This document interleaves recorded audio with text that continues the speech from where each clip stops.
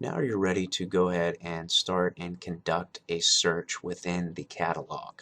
You'll notice that the default search function for our catalog is automatically set up to search everything. So what does that mean? So if you do a search without changing the tab, it's going to search for articles, for books, and for videos. Now to make the search process a little bit more efficient and effective, we can change the format if we know the format that we want to start searching for. In this case, we know that we're going to be searching for books and electronic books. So I'm going to go ahead and change that tab. Now, the catalog has the capability to do a search similar to Google or Bing, in that you can do a search for a variety of ways. So, for example, I can do a phrase search, I can do a subject search, obviously I can do a title search, but you can also do an author search. So if you don't know the title but you're familiar with the author, you can do it that way. You can even type in an ISBN number that is located on the back of books. That is a unique identifier for that book, and it'll find that particular book. In this case, I want to do a search that's more focused on subject. So let's do the subject of leadership. And once I do that, it's going to focus on just searching for books.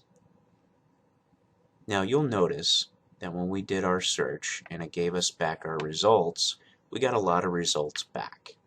So over 460,000 results. Now what that means is it's also searching not just our library, but it's searching all the libraries across the country. So it's looking for books about leadership, not just in the MCU library, but in libraries across the United States. And that's why we have such a large number of results.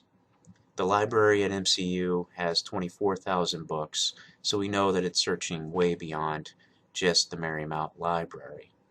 Now the great thing about the catalog is it's going to try to search for Marymount-owned books first. So the search results are going to give us back any books or anything related to our subject that is owned by the Marymount Library first. So, and that's the case with this particular search.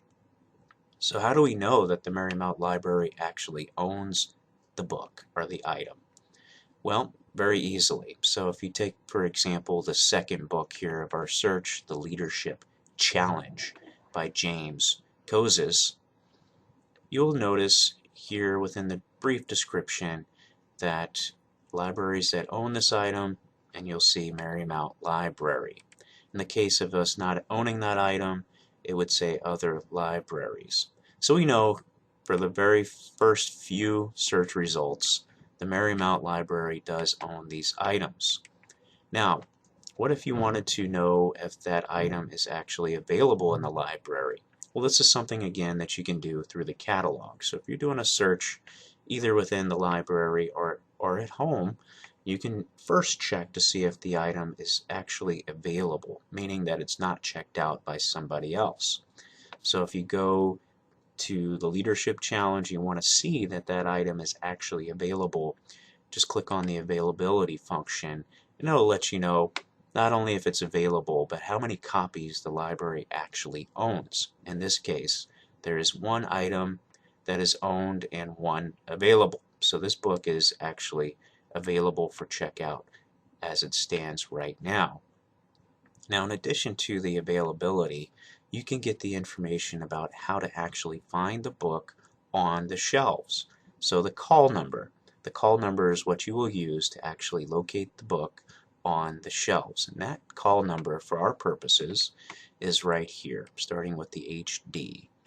And that is the Library of Congress call number, which is typically utilized in academic libraries. So we know that the book is owned by the Marymount Library.